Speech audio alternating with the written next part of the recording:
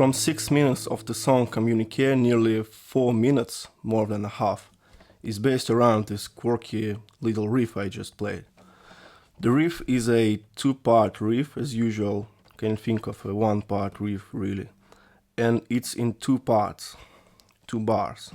This riff is right there in your face. The song starts with just one guitar, and there is no question which is the main instrument here. The verse starts only after 8 full repetitions, so it means 16 bars of this rhythm straight and then some. So better to nail it down properly before playing the song. The bars divide this riff into 2 distinct parts. Each one can be played in a loop for practicing, which I did while I learned this song. The first part is quite easy.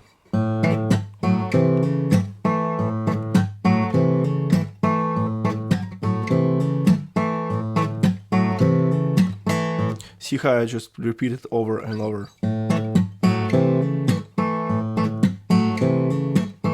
There's a couple of ways to do it, but the right hand is mostly playing the standard bass up, down, up thing.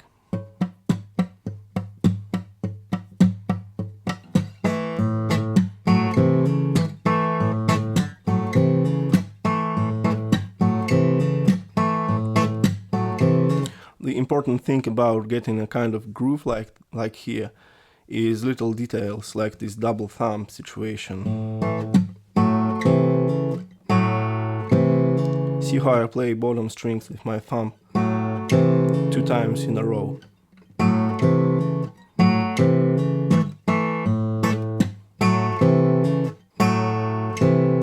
In fact, the first time it's bass and the second is a sort of a downstroke. Don't forget about hammer-on here.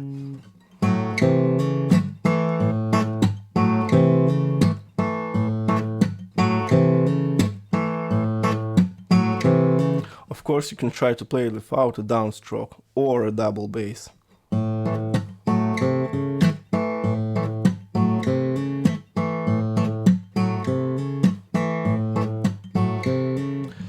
But it's not so groovy anymore. The goal is to get some meat out of this riff, and things like double bass and thumb downstroke can do that.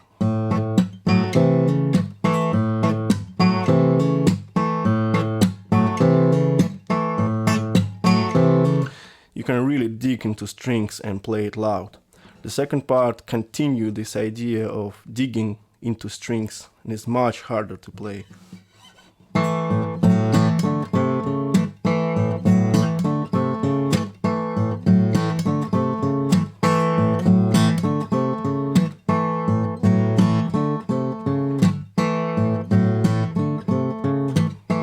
For one thing, there is now 2 double bass thumb movements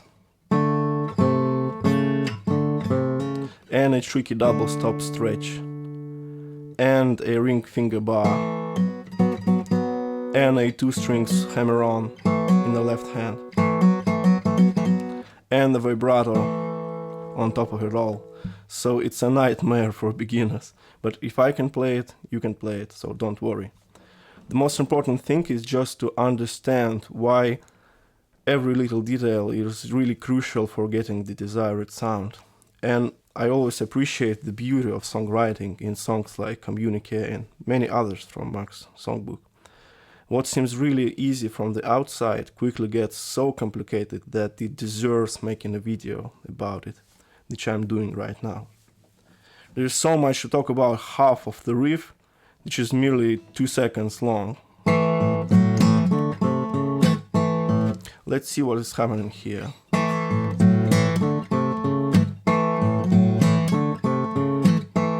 Looks like the second part of the riff can be broken down into 3 parts on its own. here the double bass after the vibrato. Second bass is played at the same time with a bar in fourth position here. Played with a hammer-on, of course.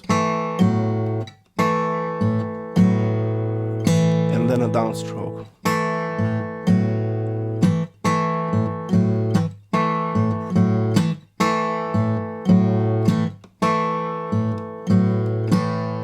I have a theory here, because Mark could have just played like in the first half of the riff.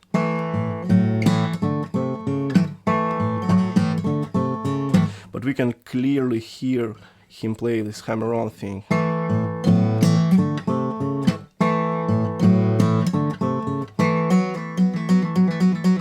I think it was done so to have a sort of a rest and a split second to get ready for the big stretch. Or even to shift to the left hand in a more comfortable position to play the riff. At least it was happening to me while I learned this.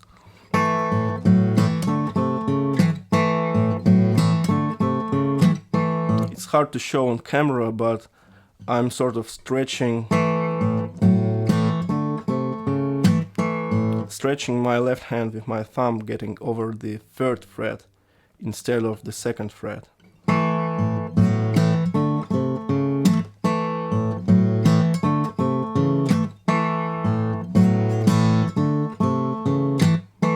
Simple trick, but it works. I use this hammer-on as a turning point.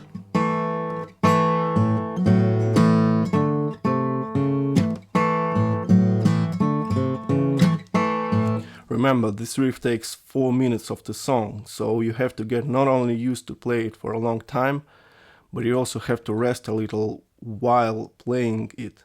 So shifting hand position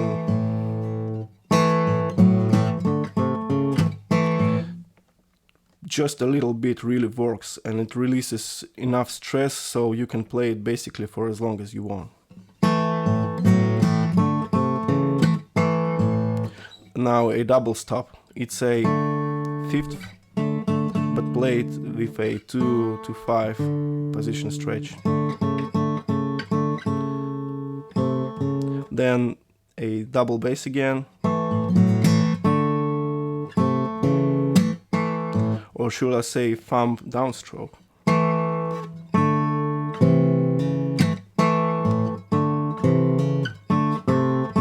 It also can be another double stop here.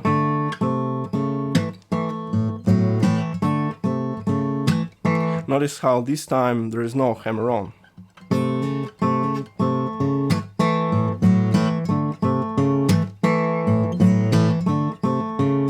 Although in the song you can hear this part being played both with and without hammer-on.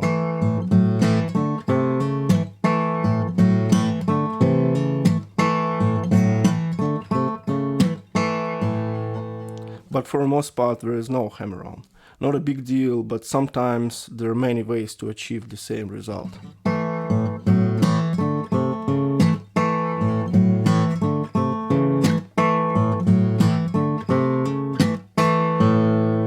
I'm not making this all up, it's like I hear it. The song is a document and I'm a scientist doing research. Every move matters, because again it sounds more groovy this way. This riff is all about the groove. Now if I remove all the strings except for the 5th, they get this bass line.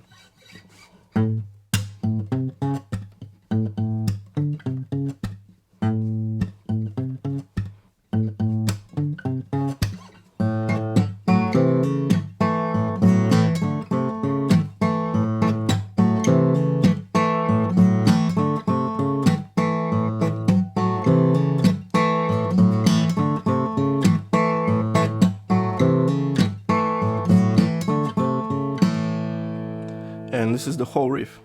I know it sounds too complicated, but just learn it bit by bit, little by little.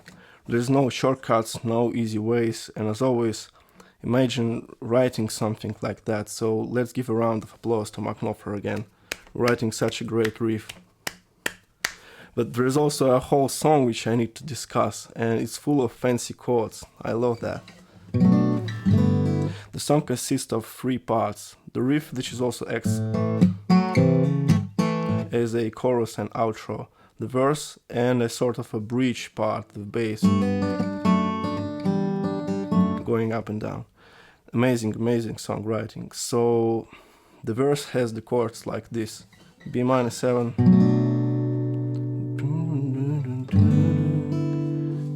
G6,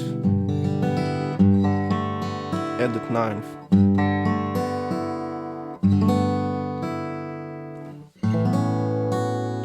A6, added 9th, B minor, A, G6 added 9th again,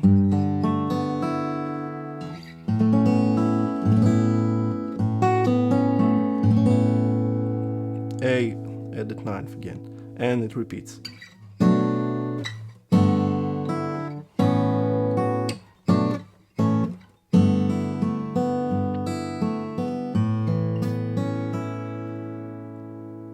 The bridge goes like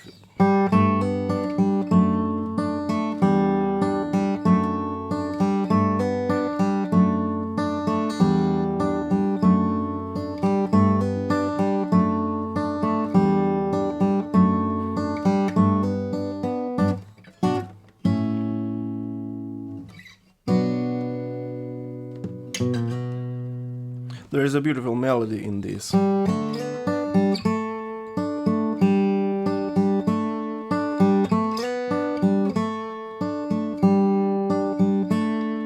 And the bass underneath, making a harmony. G, D with an F sharp in the bass, E minor 7, D with an F sharp in the bass,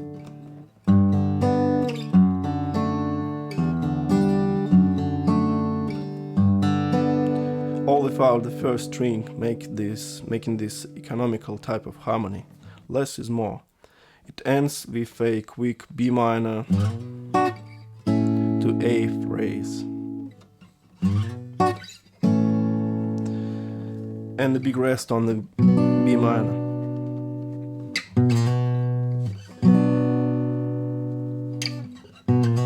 I love this bass movement. I don't know about you, but I just can't help but play it. I'd play it even if it wasn't a part of the original record, I promise.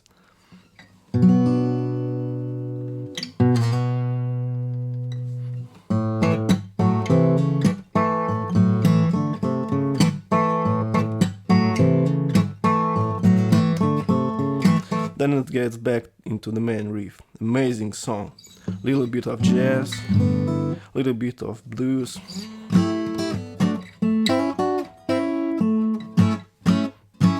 Tambourine, hand claps, cowbell, so many details. I hope you've learned something new. For me, it's been an adventure. It's so enjoyable to learn good songs like that, so it's enjoyable to share it as well. I can't believe Mark was able to write and record all this, then he was just 28. Well, I'm 29 years now, and at least I can transcribe and teach it to you. Thanks for watching.